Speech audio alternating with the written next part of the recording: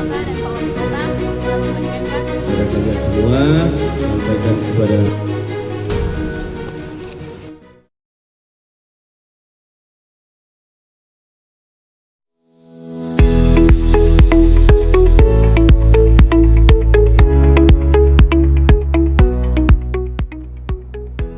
Pemerintah Kota Makassar menyerahkan pakaian dinas lapangan atau PDL beserta atribut untuk calon pengibar bendera pusaka atau Paskibra Kota Makassar.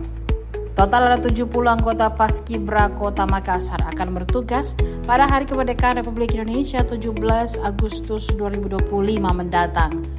Masing-masing mendapatkan 2 pasang baju olahraga, topi, handuk, dan juga sepatu.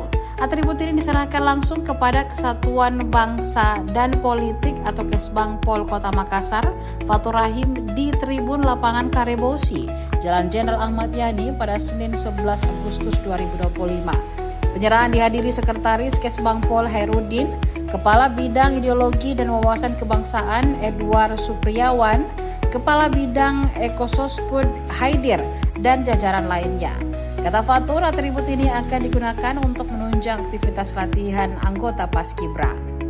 Atribut tersebut digunakan saat anggota Paskibra menjalani masa karantina mulai Selasa 12 Agustus 2025. Kata Fatur, orang tua tidak pernah diminta menyiapkan kebutuhan penunjang latihan masing-masing anaknya.